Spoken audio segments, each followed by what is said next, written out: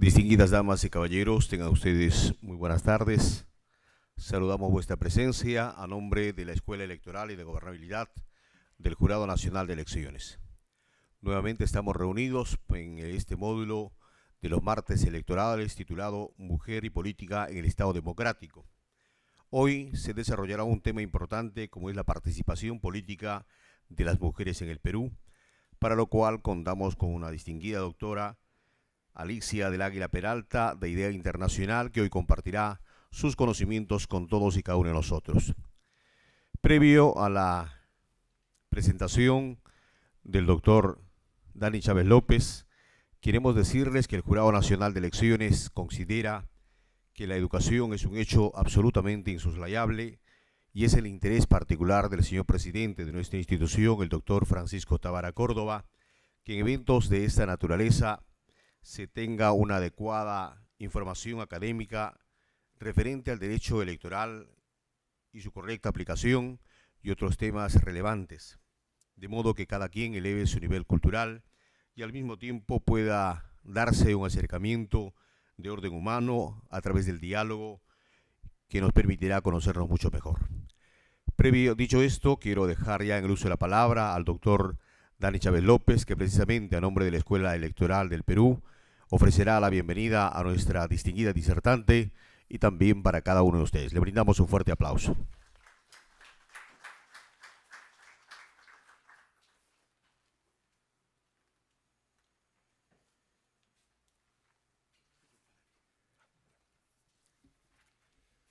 Muy buenas tardes, distinguida concurrencia.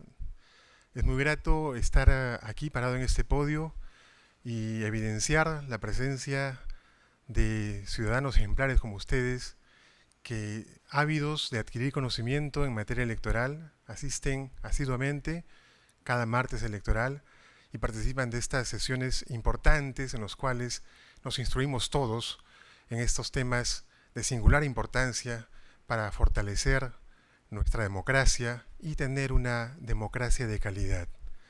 Es grato también informarles que hay muchos ciudadanos y futuros ciudadanos que muestran su interés en participar en estos martes electorales desde las provincias y no tienen el privilegio que tenemos nosotros de estar aquí presentes y escuchar a nuestros distinguidos discursantes y conferencistas. Pero ellos pueden seguirnos gracias a la tecnología moderna y al Jurado Nacional de Elecciones, que hace uso de ella a través de nuestros enlaces virtuales por internet en vivo y en directo. Por eso es que también les extiendo un saludo a los futuros ciudadanos y ciudadanas que se encuentran en este momento siguiéndonos a través de las redes de internet. El tema que nos concita o que nos convoca hoy es realmente interesante e importante. Cuando se habla del ejercicio del derecho al sufragio en condiciones de igualdad, con el reconocimiento del sufragio universal, se ha construido un gran hito para conseguir tan alto anhelo en casi todos los países.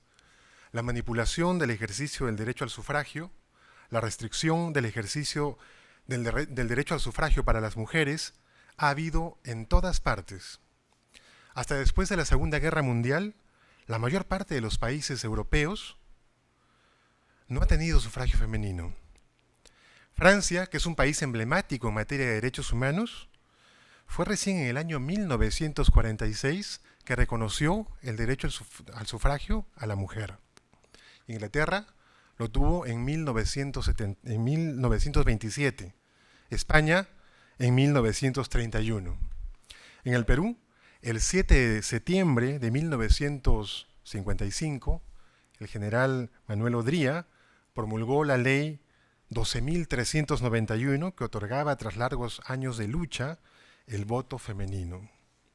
Es importante reconocer la labor de ilustres mujeres peruanas que bregaron por conseguir el reconocimiento de este derecho para las mujeres. Ese día que se produjo ese reconocimiento fue denominado el Día de los Derechos Cívicos de la Mujer Peruana. El Perú fue el penúltimo país de América Latina en reconocer el derecho al sufragio femenino. El último en hacerlo fue Paraguay. En el año 31 al 33 se debatió en la Asamblea Constituyente de la Constitución del 33 este tema.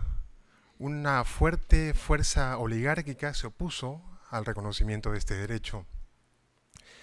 Víctor Andrés Belaúnde siempre propugnó y abogó por el derecho al sufragio femenino irrestricto. Hubieron algunas otras posiciones que dijeron pues que sería interesante otorgar el derecho femenino al sufragio gradualmente a las mujeres que laboran en sus centros laborales. Sin embargo, fue un gran hito el hecho del reconocimiento de este derecho en el año 55. En las elecciones de 1956 sufragaron por vez primera las mujeres en esas elecciones, pero fue una participación parcial porque no era permitido el voto a los iletrados. Entonces era necesario, luego cuando se produjo el reconocimiento del derecho al sufragio de los iletrados en el año 1979, la población electoral femenina creció y pudieron participar más población electoral femenina en los procesos electorales. El día de hoy tenemos la presencia de la doctora socióloga Alicia del Águila Peralta, quien ha publicado investigaciones relacionadas a los derechos políticos de la mujer y que nos ha preparado una conferencia leccionadora para este martes electoral que sin duda nos quedará muy presente en nuestras memorias. A nombre de la Escuela Electoral y de Gobernabilidad, les extiendo un saludo de bienvenida a esta conferencia de los martes electorales, tanto ustedes que nos honran con su presencia, como aquellos ciudadanos y futuros ciudadanos que nos siguen en vivo y en directo a través de Internet. Muchas gracias.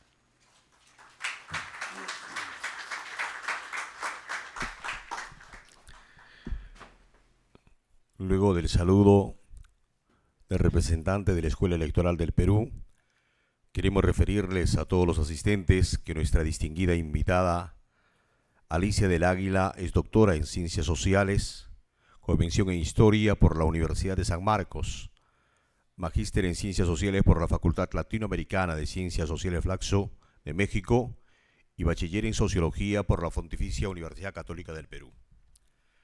Ha realizado diversas investigaciones sobre género, política y sistemas electorales, ciudadanía, historia política. Algunos títulos desarrollados sobre género, política y sociedad referiremos como es Las mujeres en los partidos políticos del Perú, situación y mecanismos para su promoción. Luego, los velos y las pieles, cuerpo, género y reordenamiento social en el Perú republicano. También ha trabajado cuotas, sistema electoral y prácticas partidarias, claves de los avances y barreras a la participación política de la mujer en la región andina. Otro de los títulos desarrollados por nuestra invitada es la reforma de los partidos políticos en Chile. Ha ejercido la docencia universitaria en la Pontificia Universidad Católica y la Universidad de San Marcos y actualmente en la Escuela de Ciencia Política de la Universidad Antonio Ruiz de Montoya. Se desempeña como coordinadora de diálogos políticos y democracia y desarrollo de Idea Internacional, Programa Perú. Entonces, los invitamos a todos ustedes a recibir con fuerte aplauso, toda vez que nuestra invitada desarrollará el tema participación política de la mujer en el Perú. La saludamos con un fuerte aplauso.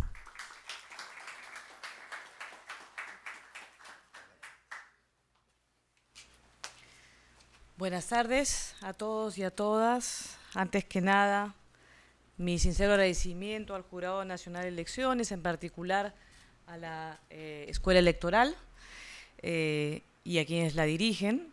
Gracias por las generosas palabras de bienvenida. El tema que hoy nos congrega es participación política de las mujeres en el Perú.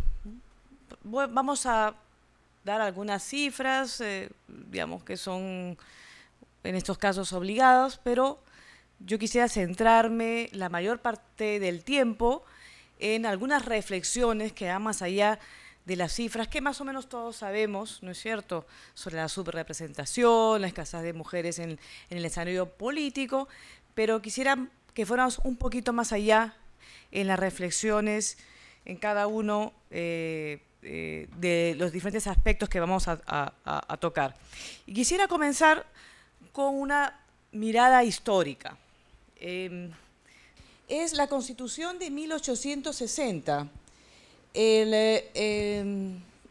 Dice el artículo 37, son ciudadanos en ejercicio los peruanos mayores de 21 años y los casados aunque no hayan llegado a dicha edad, ¿no? Ejercen el derecho de sufragio todos los ciudadanos que saben leer y escribir, o son jefes de taller, o tienen alguna propiedad raíz, o pagan al tesoro público alguna contribución. Y la Constitución de 1920, ustedes saben, después hubo la Constitución del 1967, pero que casi no tuvo vigencia, y siguió la Constitución de 1920, en su artículo 62 dice, son ciudadanos en ejercicio los peruanos mayores de 21 años y los casados, aunque no hayan llegado a dicha edad. Parece que todos podían votar, ¿no? ¿Sí o no? ¿Qué pasa? Entonces, ¿las mujeres podíamos votar? ¿Y entonces qué está pasando? ¿Qué estaba pasando?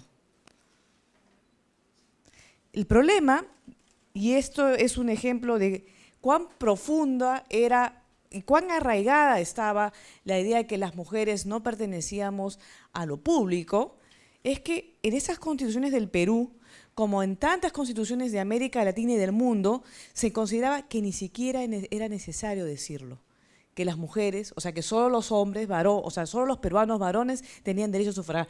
Era obvio, se consideraba obvio. Bueno, entonces eso es lo que aprovechando este vacío legal, es que la ecuatoriana Matilde Hidalgo de Procel se amparó, porque en Ecuador ocurría lo mismo, y decía, bueno, aquí la Constitución no me prohíbe a mí votar. Y hizo una cuestión de Estado y votó, sufragó en 1924. Pero yo lo que quiero llamar a reflexión es esto, digamos, ¿no? En teoría las constituciones, o no todas, pero la mayor parte, ni siquiera decían que las mujeres no podían votar porque se consideraba obvio, ¿sí? Entonces, esa era la situación de absoluta invisibilidad de las mujeres en el espacio público. No nos pertenecía el espacio público, solamente el espacio del mundo privado y de la casa. Entonces, luchar contra ese sentido común ha sido muy fuerte, ha sido una lucha muy intensa y sigue siendo en el presente, ciertamente, ¿no? Una vez que ocurrió este hecho en Ecuador y otros hechos en otros países, incluyendo en el Perú las protestas del movimiento sufragista peruano, es que la Constitución de 1933 dice en su artículo 84, son ciudadanos los peruanos varones, recién se usa la palabra, varones mayores de edad, los casados mayores de 18 años y los emancipados. Pero ahí hubo un problema, porque la Constitución de 1933 sí daba el derecho al sufragio a las mujeres a nivel municipal. Entonces, ¿cómo era? ¿Son ciudadanos? ¿Son ciudadanas? ¿No son ciudadanas? Se les concedió el derecho al voto, ojo, pero no se les dio igualdad de derechos, igualdad en su naturaleza ciudadana a los hombres, ni siquiera en la Constitución de 1933. Simplemente vamos a hacer una rápida mirada para hacer una reflexión de largo plazo, ¿no? Esto que les he dicho de que el espacio de la mujer no era el espacio público. Y esto no vamos a entrar en una reflexión histórica, filosófica, pero esto viene desde los griegos, ¿no es cierto? Ustedes saben que el mundo de la libertad, desde entonces, era el mundo del espacio público, donde el hombre se realizaba, ¿no? En su libertad y contribuía con el bien común, ¿no? Contribuía como ciudadano, ejerciendo su derecho ciudadano en el colectivo, digamos, en el auditorio, digamos, ¿no? Debatiendo sobre la cosa pública, ¿no? En cambio, la mujer era, digamos, estaba restringida al espacio privado, el espacio de la reproducción humana, ¿no es cierto? Bueno, en el mundo moderno, digamos, se extendió esta idea de que el mundo público, ¿no? Era un asunto de hombres, y ni siquiera de todos los hombres. Si ustedes revisan los clásicos liberales, por ejemplo, John Locke, queda claro, digamos, que ese perfil de ciudadano que se busca es el ciudadano, primero, obviamente, se da por sentado, obviamente, varón, y segundo, con cierta capacidad de ejercer su conciencia en libertad, es decir, que no sea dependiente y que sea propietario. Ese era el perfil del ciudadano que se buscaba, ¿no es cierto? Cuando uno ve imágenes de cuadros, de pinturas, de grabados del siglo XVIII, del siglo XVIII, del siglo XVII, obviamente la figura del ciudadano, ¿no es cierto?, es la de los hombres, ¿no? Hombres que en la medida de lo posible eran hombres adinerados o con cierta capacidad económica. Más aún, las mujeres no solamente no podían, sino que no debían participar en la esfera pública. Ustedes conocen, tan es así que, por ejemplo, para pensadores ilustrados como Rousseau, la mujer no debía entrar al espacio público porque causaba, digamos, lo que él llamaba el desorden de las mujeres. Las mujeres eran este lado irracional que en el espacio público generaban desorden, ¿no? Eran esa alma, digamos, ganada por los sentimientos que debía ser eliminada en sentido de no permitírsele participar de las discusiones de lo público, ¿no? Por eso dicen algunos que Rousseau era un poco misógino, pero representaba un pensamiento popular de la época, ¿no? Yo pongo aquí el caso de las brujas porque no es casual, digamos, que en el mundo anglosajón, digamos, la persecución de la brujería, la gran parte hayan sido mujeres. Una enorme cantidad, ¿no?, de personajes acusados y ordenados matar de la manera más cruel, acusados de brujería, eran mujeres, porque se consideraba de que era altamente sospechoso una mujer que tuviera un conocimiento que no pasara por, digamos, el poder oficial, que obviamente era liderado por los hombres, sean sacerdotes, sean políticos. Y entonces, en el siglo XVI, XVII, una gran cantidad de mujeres terminaron en la hoguera por tener un conocimiento distinto que se tenía que considerar que era diabólico, no había otra. Bueno, hasta ahí una reflexión general, digamos, sobre la ausencia de las mujeres en el espacio público. Esta es una foto de las primeras sufragistas. En una época, reclamar el derecho al voto a las mujeres era un motivo de ser encarceladas. Y en algunos casos incluso hasta torturadas en las comisarías. Nosotros realmente en el Perú, digamos, hubo mujeres que lucharon por obviamente por el derecho al voto. Ahora, digamos, las luchas fueron particularmente encarnizadas, altamente represivas, y hubo un activismo muy intenso, por ejemplo, en países como Estados Unidos y en Inglaterra. Bueno, acá tienen ustedes algunas fechas, no me gustaría detenerme sobre cada uno de estos casos, pero digamos que pongo estas fechas para decirles que desde mediados del siglo XIX ya había lugares o países donde se había dado una activa lucha a favor del derecho al sufragio de las mujeres. Es decir, no fue algo que apareció de la noche a la mañana y que de pronto en el siglo XX a los países se les ocurrió conceder el derecho al voto. Fue una lucha de varias décadas de intensa lucha y en algunos casos motivo de persecución de cientos o miles de mujeres alrededor del mundo. Nueva Zelanda, vale la pena recordar, 1893, fue el primer país en conceder el derecho al voto sin restricciones a las mujeres.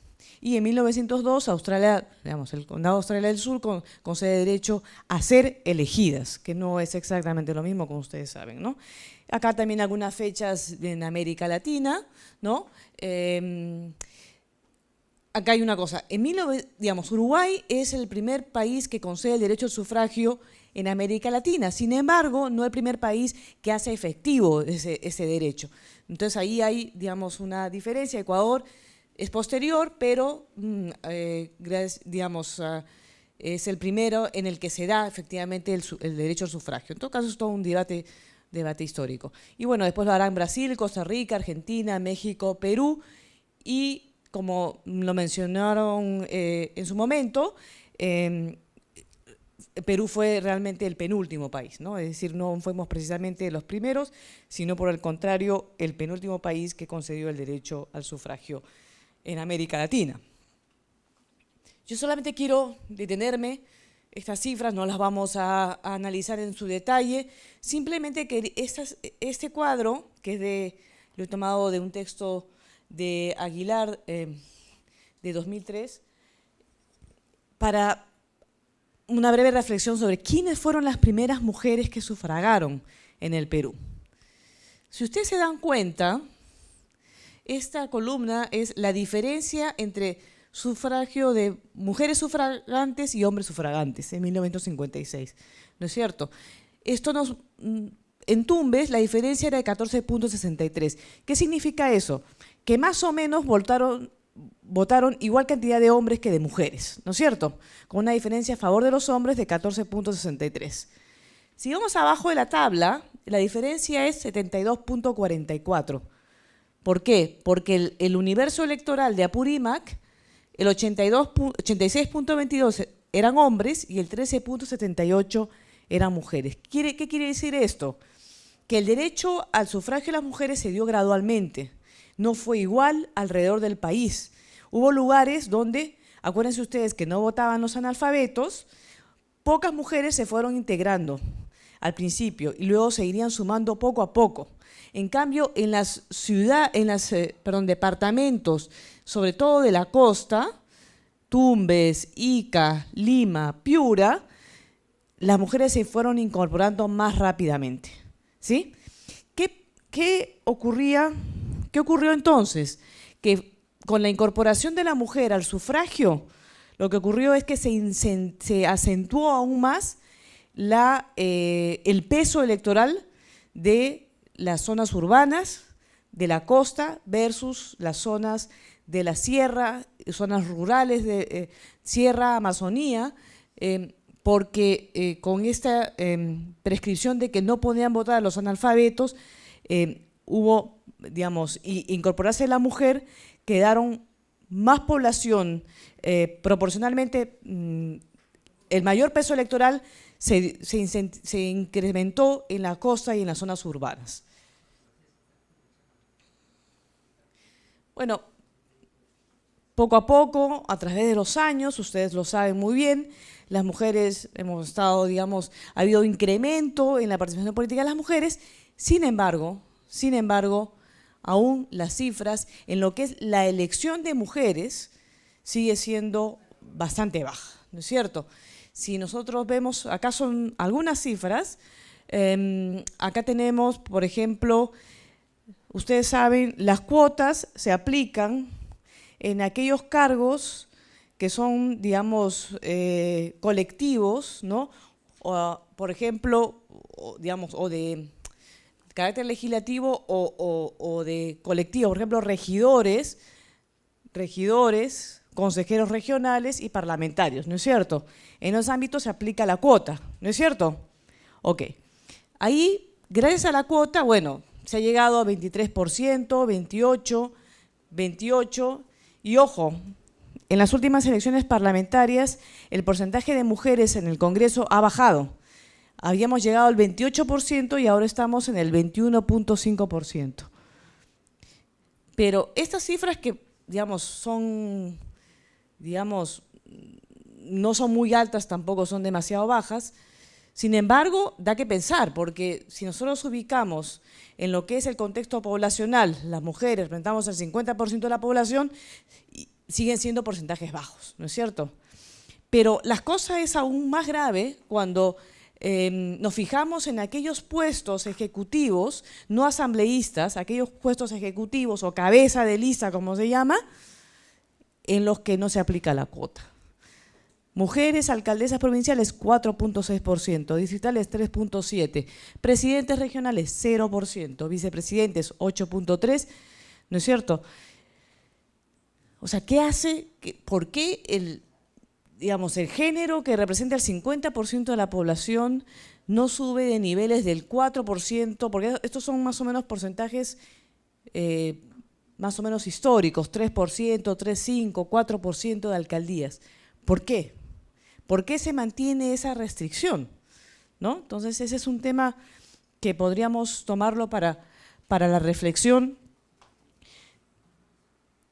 ¿Por qué a pesar de todos estos años, en el fondo se sigue, y esa es una hipótesis, seguimos trabajando con la idea de que el espacio público, ok, están las mujeres, pero no les pertenece tanto ese espacio público. Muchas veces se dice, sí, yo acepté tal cargo, pero yo no voy a descuidar mi hogar. Bueno, el hombre se supone que tampoco tiene que descuidar el hogar, pero no se da por sentado eso, solamente para las mujeres. En la medida en que todavía, digamos, seguimos con esa lógica, es que en el fondo lo que se piensa es que el espacio público es un espacio temporal para las mujeres. La mujer de pronto pasa, como vamos a ver ahora, la idea de que la mujer pasa por la política y que no es parte de la política, ¿no? Entonces, en el fondo está muy interiorizada esa idea. Aquí las mismas cifras, para que vean un poco las desproporciones entre puestos de elección popular ganados por hombres versus por mujeres. Son las últimas cifras en el Perú. ¿Es tan cierto que no hay mujeres en los partidos? ¿Ustedes qué creen? ¿Qué pasa? ¿Perdón?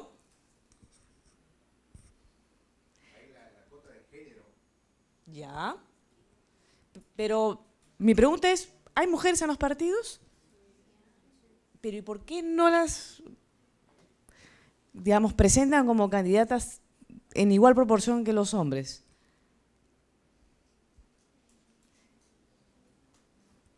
Es cierto que digamos, cada vez hay más mujeres militantes, ¿no es cierto? Primero, como hemos dicho, la incorporación de las mujeres ha sido gradual, tanto en la política como en los partidos, ¿no? Con diferencias territoriales. Es decir, en las zonas urbanas la mujer ha participado más en la política partidaria, se ha integrado un poco más, ¿no? También hay otro tema, es que los partidos políticos están desenraizados de las zonas rurales, de las zonas andinas, amazónicas, y por tanto la presencia en general de los partidos ahí es menor. Ojo, vamos a hacer la diferencia, ¿no? Es decir, una cosa es la política y otra cosa son los partidos. La política se puede ejercer en otros ámbitos que no solamente sean los partidos, más allá de los partidos políticos nacionales, ¿no? Hay los movimientos regionales, hay los movimientos populares, de base, en fin. Nos estamos restringiendo a los partidos políticos, ¿no? Y además cuando empiezan a vivir en la vida partidaria, y me refiero tanto a los partidos políticos como a los movimientos regionales, lo que ocurre rápidamente, y esto hombres y mujeres lamentablemente siguen con ese chip, es que inmediatamente hay una distribución sexual del trabajo partidario. Es decir, tú te encargas de las polladas, tú te encargas de las secretarías de asistencia social, ¿no? Educación, ¿no? Servicio social, y yo me encargo de la cosa política. Y las mujeres mismas también un poco hacen, digamos, también un paso atrás, ¿no? Siendo recias, asistentes en la lucha, pero hay esa tendencia de hacerse un costado y no participar tan activamente en las asambleas. Entonces, ¿qué pasa? Rápidamente hay como una suerte de ubicación en la escena que reproduce esto que hemos hablado de esta idea histórica de los roles de los hombres y las mujeres en sus respectivos espacios, ¿no? Entonces empieza a ocurrir una suerte de restricciones conjuntas, porque hay que pensar una cosa, la política es un asunto de poder, ¿no es cierto? Eso es lo que no debemos tener. Entonces, de alguna manera la política y los partidos son una suerte de metáfora de las relaciones de poder al interior de la sociedad, ¿sí? Y mientras más poder esté, digamos, mientras más poder esté en cuestión o esté en lo que es la elección de un cargo, mientras más alto sea o más apetecible sea ese cargo, probablemente las posibilidades de las mujeres sean menores, ¿no es cierto? Es más apetecible un cargo ejecutivo probablemente que un legislativo. El ejecutivo maneja fondos, el ejecutivo toma decisiones probablemente que tengan efectos más inmediatos sobre la población, construir un puente, ¿no? Construir una escuela, dar puestos de trabajo y por tanto generar una red clientelista, que los legislativos. Y también el tema de nivel territorial, una cosa obviamente es local, otra cosa es el poder regional y otra cosa es el poder nacional, ¿no es cierto? Hay otra restricción que tiene que ver con el poder financiero. Estadísticamente, obviamente las mujeres manejan menos dinero, ¿no?, en el Perú y en el mundo, ¿no?, más probablemente en las zonas rurales que en las zonas urbanas, pero es una realidad, ¿no? La mujer, yo leía unas estadísticas de un diario británico que decía que en el mundo, de las tierras tituladas en el mundo, apenas el 1% pertenecían a las mujeres. 1% de la mitad de la población en el mundo. Eso nos da una idea del desbalance en cuanto a poder financiero. En las zonas rurales, ustedes ven, digamos, buena parte de las titulaciones están a mano, digamos, están firmadas por el que es la cabeza varón de la familia, ¿no es cierto? Y eso es poder, finalmente, ¿no? Y, bueno, podríamos seguir contando la historia, digamos. A mí, por ejemplo, una vez, no sé si a ustedes les ocurre, cada vez que les censan, dicen, bueno, ¿y quién es el cabeza de familia? Bueno, ¿somos los dos? No, es que tienen que poner. ¿Por qué tengo que poner a uno? Estadísticamente, demuéstreme usted que tengo que poner a uno. No, es que está falseando la verdad.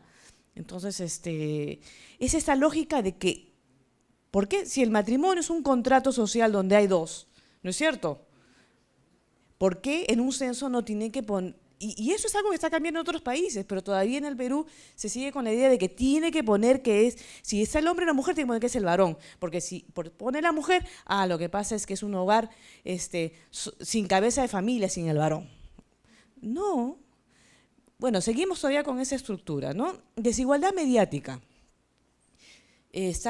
También es difícil de medir. Bueno, hemos hecho un esfuerzo en idea internacional desde la elección anterior de medir las cifras, de tratar de medir, ¿no?, y generar evidencia sobre la diferencia de la exposición por género de los candidatos. Y en la elección del 2011 vimos que en la prensa escrita aparecían, digamos, el espacio dedicado a candidatos, el 80.2% eran hombres y el 19.8% mujeres. En televisión la proporción era de 17.7% por hombres y 32.3% cubierta por mujeres. Radio 79.1% por hombres y 20.9% por mujeres. Más o menos la proporción, para los puestos de representación nacional, candidaturas ha sido algo así como 63 hombres, 36 mujeres. Esa es la proporción. Entonces, ni siquiera considerando la proporción de candidaturas, 66-33, se entiende esta desproporción en lo que es la exposición en prensa escrita o en radio entre hombres y mujeres. Acá hay otra restricción que tiene que ver con las preferencias de quienes manejan, digamos, los medios de comunicación, que obviamente no es necesariamente por una decisión particular, sino porque, nuevamente, se reproducen los estándares de esta diferenciación social. Pero también hay otros temas que vienen a cuento, y es el uso desigual, pero la desigualdad en el uso del tiempo. Las mujeres tenemos menos tiempo para la política. Por lo general, en promedio, digamos, ¿no? Una investigación de Manuela Ramos estableció que las mujeres dedicamos en promedio 7.5 más horas por semana al hogar, ¿no?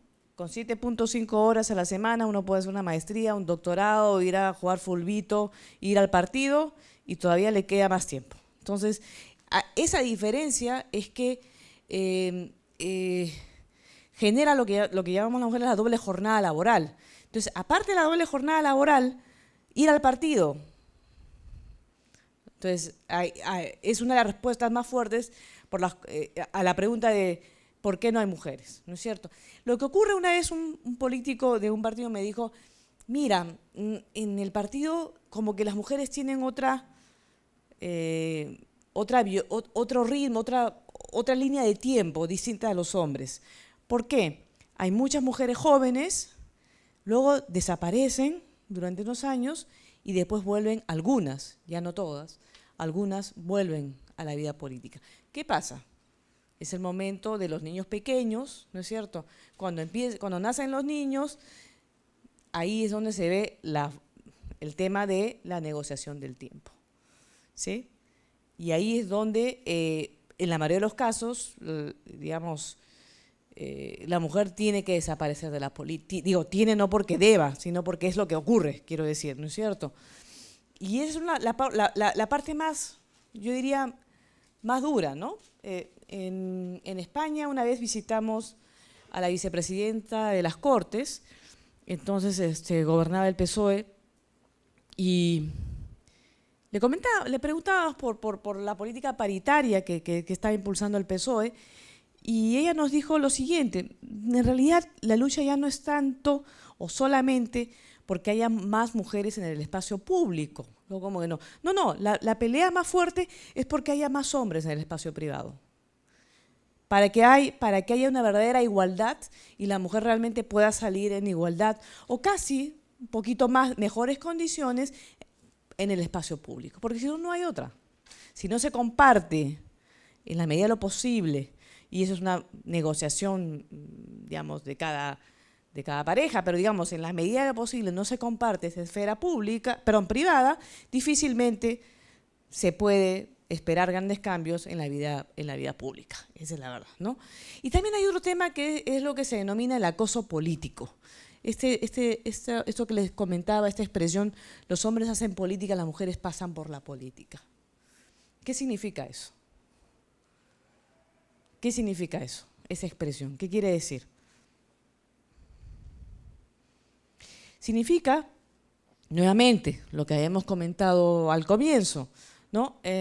Que está arraigada la idea de que la política es el mundo masculino, ¿no? Eso del hombre público significa una cosa y mujer pública significa una cosa totalmente distinta.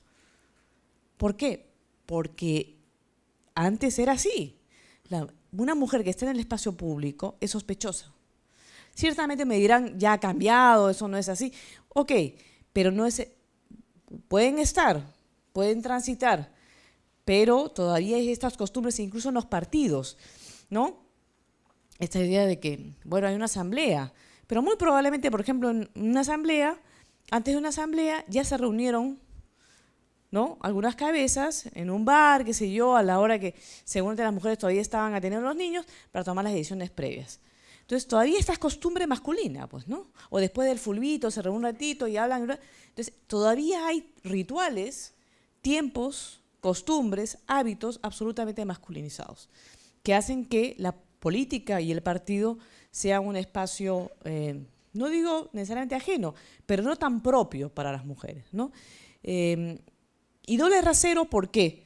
Ustedes saben, bueno, ahora vamos a entrar en una campaña política, ¿no? El 2014 va a estar marcada por la política y, bueno, no sé ustedes, pero digamos, me ha tocado hacer entrevistas a mujeres que la han pasado muy mal. La han pasado muy mal porque, claro, si a un hombre le acusan de, digamos, candidato a la alcaldía provincial de Patás, le acusan de ser borracho, de tener otras mujeres, no pasa nada. Hay incluso quienes le pueden hasta aplaudir, tiene cancha, pues, ¿no?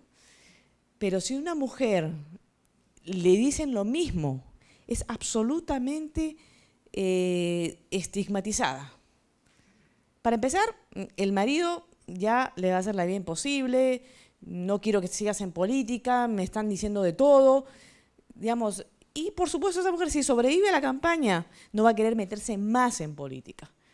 Porque este doble rasero, pues una cosa es lo que hace un hombre en el espacio, nuevamente, lo que hace en el espacio público, y otra cosa es lo que hace una mujer en el espacio público y la pueden destruir.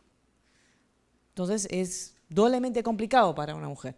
Entonces, y también ocurre lo que se llama el acoso político. ¿Qué cosa es el acoso político? Es el presionar, ejercer violencia sobre las mujeres, ¿sí?, en el ámbito político, ¿no? El caso más, hay casos digamos, muy fuertes, digamos, de campañas mediáticas contra el honor de las mujeres en algunas provincias, por ejemplo, ¿no? Hasta denigrarlas para que no ganen, obviamente, una elección, apelando a estos prejuicios tan arraigados en la población, ¿no es cierto? Yo suelo mencionar el ejemplo de una de las primeras entrevistas que le hicieron a Michelle Bachelet cuando tomó por primera vez posesión de la presidencia de Chile, hace ya muchos años, obviamente. Y entonces, claro, por default, el periodista le pregunta, bueno, ¿y usted cómo va a hacer para compatibilizar su vida como presidente de la República y no descuidar su hogar? Oiga, ¿usted eso le preguntó a Ricardo Lagos? Entonces no me lo pregunte a mí. O sea, tenemos el chip, ¿no? Tenemos el chip y esto da más cuenta que las cifras de todo lo que todavía nos falta por recorrer, ¿no? Para no poner las cosas tampoco tan grises, creo que hay cifras que nos hablan de algunos cambios. Sin embargo, cambios con matices. En el 2008, una medición que hicimos, la cuarta parte aproximadamente de los comités ejecutivos nacionales estaban ocupados por mujeres. En 2011 encontramos que una suerte de 37, 38% están ocupados por mujeres. Sin embargo, aquí vale la pena hacer una salvedad. El contexto actual no es el contexto de hace una década o un lustro. Probablemente estamos percibiendo un mayor debilitamiento de las estructuras partidarias, ¿no es cierto? Y eso no es exclusivo del Perú, digamos, se ha visto en toda América Latina. Se habla mucho, por ejemplo, de la influencia de la primera dama frente al presidente de la República, pero en realidad, digamos, digamos la compenetración de los tejidos familiares en la política es algo que se está dando en varios países de América Latina, ¿no? O sea, tienen ustedes a Cristina Fernández, viuda de Kirchner, en Argentina, ¿no es cierto? En Guatemala hubo un intento de una primera dama de lanzarse a la presidencia después que acabara su mandato su marido. Son situaciones que tienen que ver con lo que Daniel Sobato hace referencia como la reelección conyugal, ¿no? Y que tiene que ver con estos vínculos familiares que son muy fuertes en América Latina frente a estructuras partidarias que se van debilitando. Ojo, no es el caso de todas las mujeres que hacen política en América Latina. Michelle Bachelet o Dilma Rousseff son personajes que tienen suficiente peso y han hecho una carrera profesional política y con, digamos, méritos absolutamente propios, ¿no? Ahora, finalmente hay otro tema que quiero mencionar y es que dentro de los retos pendientes están diferentes aspectos de la agenda de género para poder, dentro de la política, cambiar todos estos aspectos de fondo que hemos estado mencionando en la presentación de hoy y creo que todavía quedan por seguir avanzando. Creo que los grupos, sobre todo constituidos por jóvenes, y lo hemos visto en los últimos años, creo que están haciendo la diferencia en ese sentido, ¿no? En el sentido de avanzar entusiastamente para que los temas, o para dar una mirada y tratar de buscar soluciones para reducir estas brechas de género en diferentes ambientes, ¿no?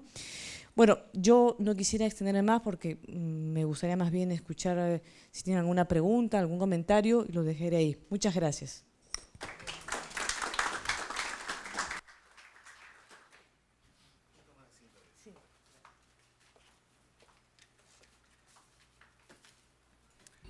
Bien, muchas gracias a la doctora Alicia del Águila Peralta por su importante participación en este certamen. Vamos a invitar a los presentes a formular las preguntas correspondientes que consideren a efectos de ir ampliando este importante tema desarrollado. Tenemos un micrófono, por favor, pueden levantar la mano.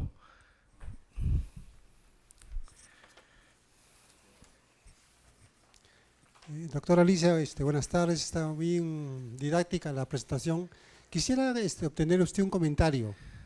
En el caso de la señora Bachelet, ella ha tenido 2 victorias. ¿Cuál cree por qué Lourdes Flores ha perdido tanto si hablamos de dos mujeres? ¿Cuál podría ser la elección entre ambas, entre Bachelet y Lourdes Flores? Bueno, lo que pasa es que además de ser mujeres, digamos, obviamente cada una de ellas tiene historias distintas, digamos, ¿no?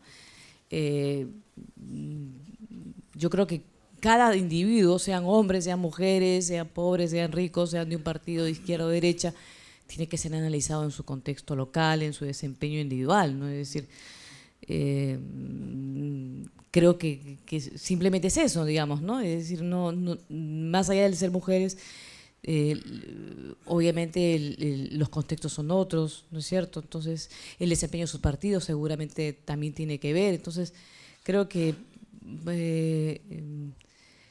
yo lo que creo que sí, digamos, podría decir es que simplemente por dejarlo ahí, digamos, es que para empezar el contexto chileno es un contexto con mucho mayor estabilidad, ¿no es cierto? Donde tenemos dos coaliciones, ¿no? Que más o menos generan una suerte, no es bipartidismo, pero digamos una menor, digamos, difusión de las voluntades populares. Entonces, estamos hablando de contextos, yo diría, bastante distintos, ¿no?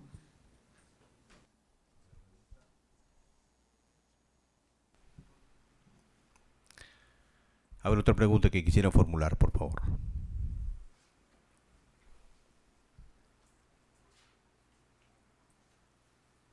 Al fondo. Buenas noches. ¿Cuál es su opinión respecto de la religión? El 80% de los peruanos son cristianos, ya sea católicos, protestantes o pertenecen a una organización política. ¿Cuál es su opinión respecto de esta restricción que hay en la propia Biblia? Dice cuál es la posición del hombre con respecto a la mujer. Y eso, desde mi punto de vista, también implica algunas decisiones políticas, por ejemplo, sobre su sexualidad, ¿no es así? ¿Cuál es su opinión como socióloga respecto de esta participación, de este pensamiento dentro del desarrollo de la política en la mujer? Perdón, ¿usted me puede precisar cuál es, según su interpretación, la posición de la mujer de acuerdo a la Biblia? No le entendí cuál es la posición. Claro, la Biblia dice que, en principio,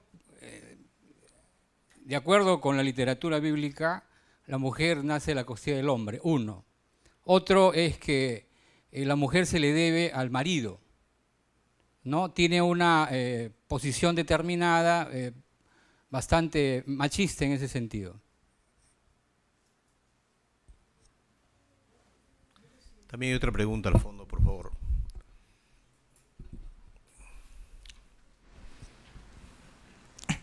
Bueno, buenas noches. En primer lugar, felicitar pues a los organizadores de este evento y a la ponente, que ha sido muy didáctica en su exposición. Yo quisiera más que todo hacer una pregunta, pero primero quisiera ver exactamente, ella hizo un pequeño cuadro en la cual sacaban unos porcentajes de cuánto era el porcentaje de mujeres que han sido elegidas en un cargo público, ¿no? Por ejemplo, en este caso, alcaldes, presidentes regionales, consejeros, ¿no? Y lo que se da cuenta es de que a través de estas cuotas de género que se han implantado, ¿no? Se ha dado un poco más importancia pues a la mujer en la política, ¿no? Pero el problema es de que esta importancia solamente se le da en cargos que no son tan importantes, ¿no? Bueno, todos los cargos son importantes, pero no tan importantes. Como vemos, en el gobierno regional es 0%, ¿no? Un presidente del gobierno regional 0%. En alcaldes ha subido un poco, ¿no? Pero en estos dos casos no hay cuotas, ¿no? Esto no se refleja pues cuando hablamos de consejeros regionales y consejeros municipales, en la cual sí, ¿no? En el cual sí se evidencia pues que el porcentaje ha subido, ¿no? En este caso, ¿no? Pero lo que también nos da la impresión de que el peruano tiene esa concepción machista política, en la cual cuando tú te imaginas a un político, ya tienes la imagen de un hombre, ¿no? La figura, el perfil de un hombre, ¿no? Pero no de una mujer, ¿no? ¿Por qué? Porque siempre vamos a poner pues a la mujer como cargos más bajos, ¿no? Por ejemplo, en este caso, como una consejera regional, ¿no? O una consejera pues, municipal. Y mi pregunta va en este caso, ¿no? Si vemos pues de que esta cuota está mejorando esta situación, este cambio de mentalidad, ¿cree que usted sea conveniente aumentar el porcentaje de esta cuota?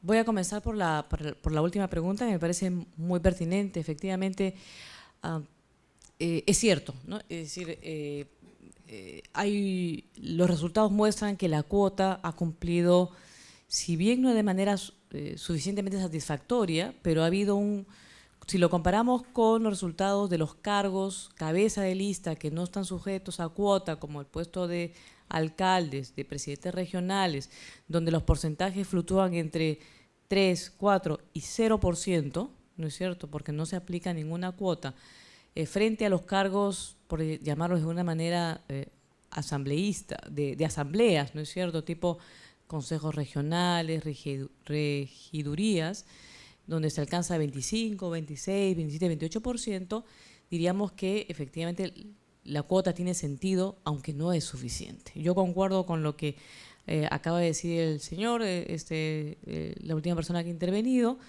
que tomando en consideración esas cifras, se podría, y yo creo que sería importante que se considerara lo que se llama, por lo menos lo que se llama una paridad balanceada. ¿Qué significa eso? Que el 30% se podría, digamos, digamos, una opción sería la alternancia, ¿no? que se plantea hombre-mujer, hombre-mujer. Lamentablemente, todo nos hace indicar que en los últimos congresos no ha alcanzado un consenso ni para ser parte de un dictamen. Esa es la realidad. Pero hay otras formas imaginativas en las que se puede incorporar, se puede mejorar la cuota, se puede mejorar la participación política de las mujeres, por ejemplo, con fórmulas, lo que se llama mandato de posición, ¿no? No se aumenta la cuota, no se necesita aumentar la cuota, pero se puede establecer un mandato de posición en las primeras listas, en los primeros puestos, que como ustedes saben son, dependiendo del nivel de elección, los que finalmente son los que más importan. Esa es la realidad, ¿no? El primer lugar es absolutamente importante, el segundo, el tercero, en fin, depende del nivel. También hay lo que se llama la paridad balanceada, es decir, 40-60 como mínimo de hombres en presencia de hombres y mujeres, que si tenemos una cuota de 30, que a nivel municipal, los municipios en la mayor parte del país son muy pequeños, muchas veces en realidad es casi una paridad efectiva, porque ese 30% puede alcanzar el 40%. Entonces, hacer una ley, por ejemplo, en la que en vez de 30% se hable de una paridad balanceada, de un 40% mínimo de hombres o mujeres, yo creo que no sería muy difícil, digamos, ¿no? De conversarlo, o por lo menos de plantearlo en el Congreso. Pero definitivamente yo concuerdo con lo que ha manifestado. Las cifras nos dicen que todavía hay mucho que hacer y que se justifican estas medidas afirmativas, ¿no? Sobre el tema de la Biblia, a ver, yo creo que hay lecturas y lecturas, ¿no es cierto? Hay interpretaciones y hay interpretaciones. Es decir, hay quienes todavía tienen esta interpretación muy a la letra, ¿no es cierto? Pero yo creo que son más, digamos, ¿no?, los que tienen una interpretación mucho más, digamos, una lectura desde el presente de la Biblia, ¿no? Esa es una tendencia, por lo menos predominante, creo yo, en la Iglesia Católica, sobre todo ahora con el nuevo Papa Francisco, ¿no? Donde la mirada yo creo que es otra, ¿no? Yo creo que la mirada es otra y creo que para bien. Ahora, lo importante en todo caso es distinguir lo que es lo público de lo que es la fe, ¿no? Y creo que es algo que todavía no aprendemos mucho en el Perú. Yo estudié en México. México es un país profundamente católico, profundamente católico. Bueno, también hay otras religiones, por supuesto. Ustedes saben, ¿no? La fe por la Virgen de Guadalupe es una cosa que no tiene parangón, yo diría, en toda América Latina. Sin embargo, tiene un Estado que es absolutamente laico. y funciona, lo público funciona y no hay posibilidad de una injerencia de la religión sobre lo público. Yo creo que los espacios están súper bien delimitados. O sea, no es porque sea un país o un estado agnóstico, ni mucho menos, no. Pero los ámbitos están súper diferenciados, ¿no? Yo creo que eso es lo más saludable en todo caso, ¿no?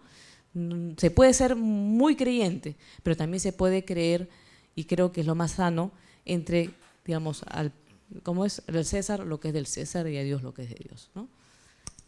¿Alguna otra pregunta? A ver, levante la mano, por favor.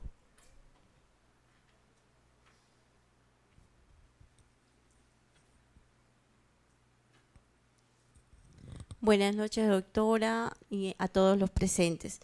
Mi pregunta va a esto. Doctora, ¿usted cree que con la educación desde pequeños alcanzaremos de que las mujeres participen más públicamente y que también los varones aprendan a participar en las vidas privadas? Porque si bien es cierto, se ha incrementado, pero no como se quisiera, porque hay muchos jóvenes, mujeres, que están participando, pero cuando ya tienen familia, desaparecen, como usted bien lo ha dicho, y es porque se encontró con un compañero que no le permite, ¿no? O sea, que no asume ese reto. Por eso yo le pregunto, ¿usted cree que desde pequeños debemos de empezar?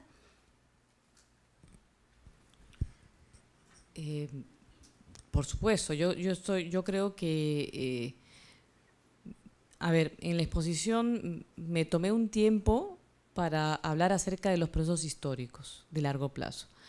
¿Y por qué? Porque creo que no es suficiente con la fotografía del presente o del pasado inmediato, ¿no es cierto? Porque creo que hay el tema de fondo es un tema de largo plazo, que está demasiado enraizado en nuestras costumbres, ¿no? Y por tanto requiere efectivamente de un proceso formativo, ¿no? Que tiene que ver con una revisión de los roles en la escuela, ¿no? Pero también en el hogar, porque algo que siempre nos dicen y sale frecuentemente es que a veces, y nos dicen los hombres, ¿no? Y creo que tienen razón cuando dicen, pero si la mamá es la más machista, ¿no? La primera que le sirve la comida especial al chico porque ha jugado fulbito y está cansadito y tú estás en la casa, entonces no has hecho tanto ejercicio, entonces, no, pues, o sea, y bueno, tú tienes ayúdame con lavar los platos. ¿Qué hay de malo? ¿Por qué no puede ayudar también el chico a lavar los platos? Entonces, y a veces es más,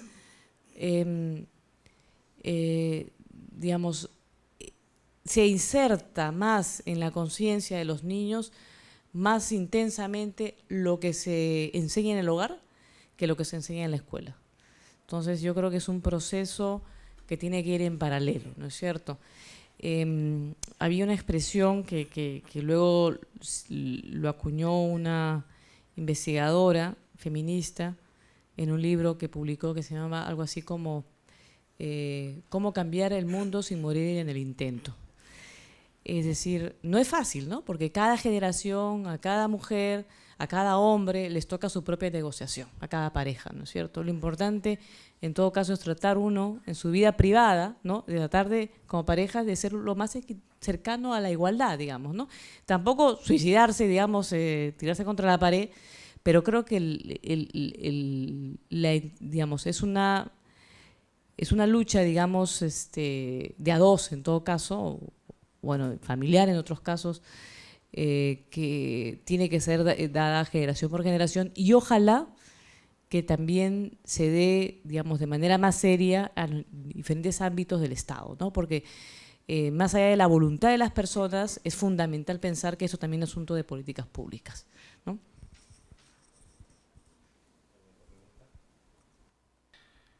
¿Alguna otra pregunta? Bien. No viendo más preguntas, le queremos agradecer a la doctora Alicia del Águila Peralta y nuestra institución a través de la Escuela Electoral le va a otorgar un certificado de reconocimiento por su participación como expositora en esta conferencia titulada Participación Política de las Mujeres en el Perú, que forma parte del módulo Mujer y Política en el Estado Democrático. Vamos a invitarlo al doctor Dani Chávez López para que haga entrega de este documento.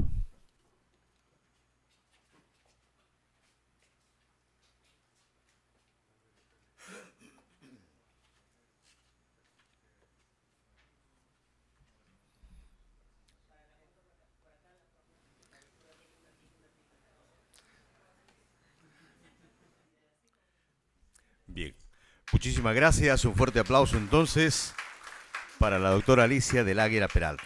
Bueno, y a ustedes los invitamos para cerrar este módulo 1, Mujer y Política en el Estado Democrático, para el día 28 de marzo. El viernes entonces los invitamos a participar, donde se desarrollará el tema Políticas Públicas e Igualdad de Género. Gracias a ustedes y tengan ustedes muy buenas noches.